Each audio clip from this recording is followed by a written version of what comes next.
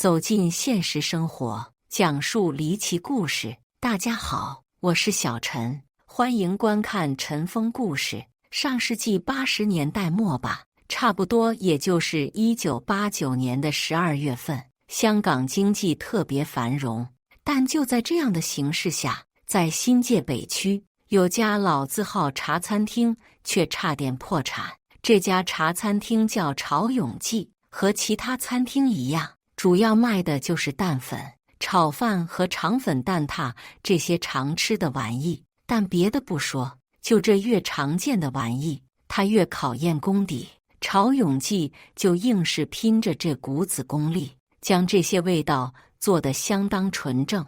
也正因为这样，生意是越来越红火，眼瞅着就要打出独一份的招牌了。但又为什么突然就要破产了呢？这事还得从这腊月开始说起。这天，潮永记的伙计在大堂突然接到一则订餐电话，本以为是则简单的订餐，可这一接，却是直接让这伙计被吓出了一身冷汗。电话那头的声音含糊不清，但就像被刺破了喉管一般，甚至隐隐间有种漏风的感觉。这声音刚一听到，就立刻吓得伙计差点没直接挂了电话。而后强忍着害怕的伙计好半天才听清，是要了4人份家底蛋饭和肠粉，要求是送到大埔田西边喜秀花园里的一栋别墅里。伙计心里害怕是害怕，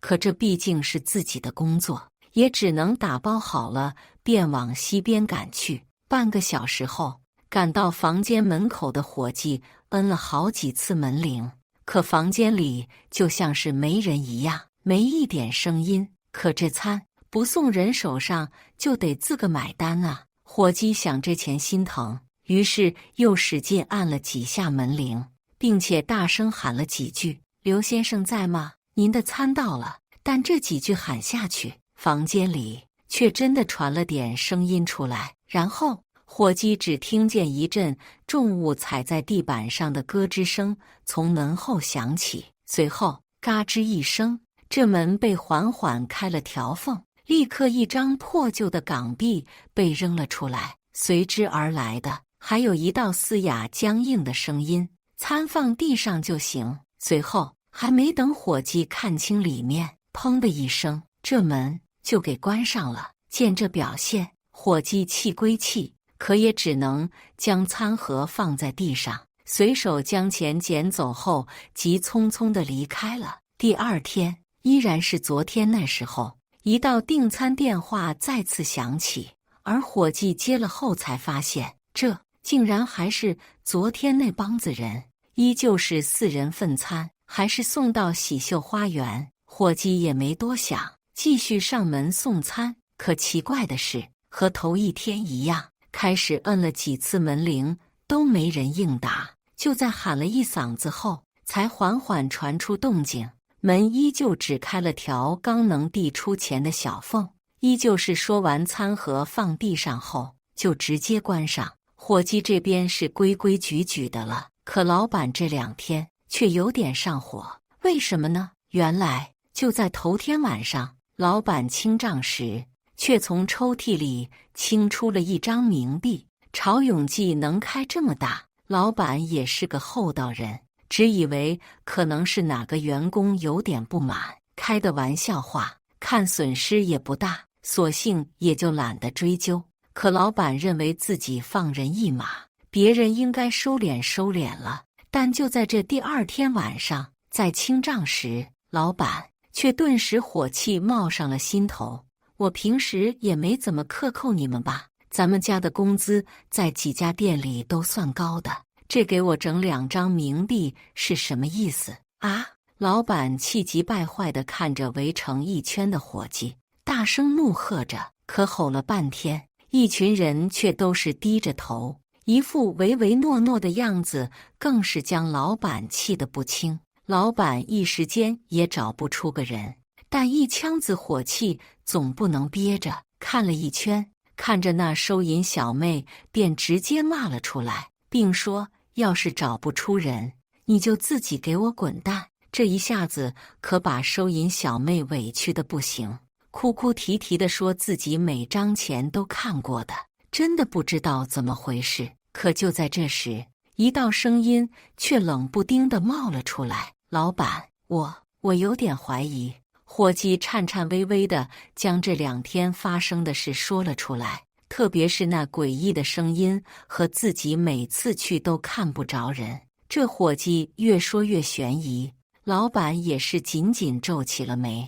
但突然，伙计停了下来，随即脸色猛地变得惨白，满脸惊恐地看着老板：“该不会是鬼吧？说什么呢？”陡然一听这句话，老板瞬间变了脸色，随即大骂了一顿伙计。晚上躺在床上，老板却是怎么也睡不着，满脑子想的都是伙计那句话：“该不会是鬼吧？”当时说着不要瞎说，可老板心里却是有点打鼓。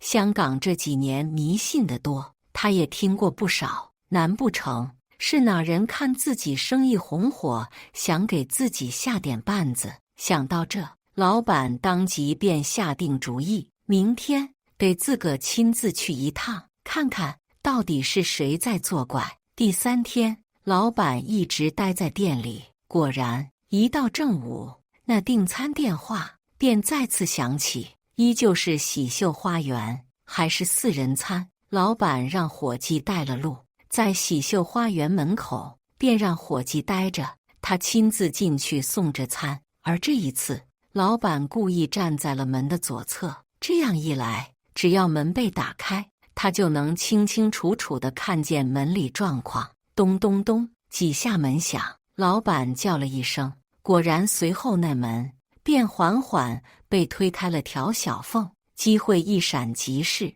老板来不及多想，直接便向里面瞧去。可下一秒，漆黑的门缝中，老板却突然发现一个眼睛正死死地盯着自己，那眼睛睁得溜圆，因为用力，眼白的地方全是密密麻麻的血丝从眼珠散开。老板顿时张大了嘴巴，全身的汗毛一根根地立了起来，后背止不住的发凉。可下一秒，一张破旧的港币便从门缝里被直接扔了出来。一句老板已经听伙计说过了无数次的话，重新响在了耳边。餐放地上，这声音就像喉管漏气一样，甚至说话间，老板还隐隐约约听到一声声像开水烧泡一样的咕噜声。直到过了半晌，老板才缓过神来，可却再也不敢待在这个门前，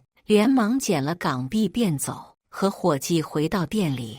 这回2人都清清楚楚地看清了，这确实是一张货真价实的港币，难不成不是他们？一时间，老板和几个伙计心里都升起了一团浓浓的疑雾。可老板对刚刚这事总感觉有些心惊肉跳，于是便将这张港币单独放在了一个抽屉里。为了不被人调换，这一下午老板都坐在柜子前守着。时间到了晚上清账的时候，老板叫住一众伙计，当着他们的面清算起了港币，一点问题也没有。可就在拉开另一个抽屉的一瞬间，老板瞬间被吓得瘫坐在了地上。那抽屉里静静地放着张冥币，几个伙计当场便报了警。警察开始也是不信，可有人惹事却是真的，于是便来到了老板提供的喜秀花园别墅门口，摁了几次门铃都没人应答，最后直接破门而入。可就在破门的一瞬间，一股像是死了很久的死老鼠味直接便冲了出来。随后眼前的一幕，饶是见多识广的警察也不禁看得直皱眉。4具尸体卧躺在地板上，腹部高高隆起，裸露的皮肤上密密麻麻的全是水泡，眼睛睁大，眼眶里甚至一些白色的蛆虫不断钻出蠕动。随后经过法医的鉴定，这4人死亡时间已经超过5天。所以腐烂气体才会将腹部胀起，皮肤出现大量水泡。而通过查看，别墅的门窗都被紧紧从里面锁住，房间里放着炭炉，加上是冬天的原因，死因基本确认是一氧化碳中毒。但警方在接下来走访附近几家人时，却发现了一件奇怪，甚至可以说得上是诡异的事。周围的人都不知道这房间里死了人，甚至还有人埋怨说这几天深夜，天天这房子里都会传出一阵阵搓麻将的声音，弄得人睡不着觉。可这4人明明已经死了至少5天了呀！而就在这条消息被传出后，接下来警方的调查却更加令人胆颤。法医经过解剖4人的尸体，竟然发现4人的胃里都有着相同的肠粉和淡饭，并且极为恐怖的是，这些食物就像没有被咀嚼过一般，被完整的吞进了肚子。但死者肚子上并没有所谓的刀口伤痕。而另一个惊悚的发现，那2张老板店里的冥币上都检测出了4人中其中2人的指纹，也就是说，这冥币并非人调换，而是死者亲手交出的。这样一来，就得出了个惊悚至极的结论：这段时间买餐吃餐的全是死者的尸体。案件一经说出，立刻便在香港社会上引起了极大的争论。有人对此不屑一顾，认为只是谣言，但更多的人则是深信不疑。一时间，鬼点餐的说法深入人心，而警方默不作声甚至封锁的做法，更令的这种说法被大肆传播。在这种说法下，不仅潮涌记被人谣传成给鬼做饭的鬼餐厅，一度陷入破产，就连喜秀花园也被人说成是鬼窝，半夜就会厉鬼横行。这种说法使得喜秀花园房价一时间大跌，几位幕后老板迫于无奈，只好请了当时香港赫赫有名的一位风水大师来驱邪做法。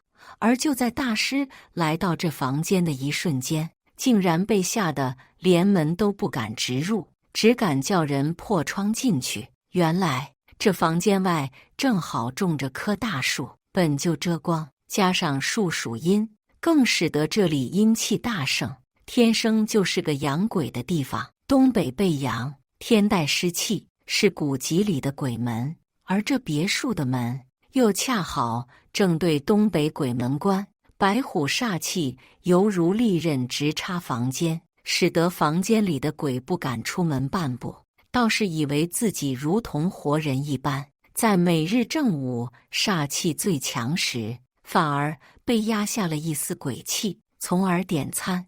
而也就是直到警察破门，一瞬间的正气扛住了煞气，从而使得厉鬼得以逃出去转世轮回。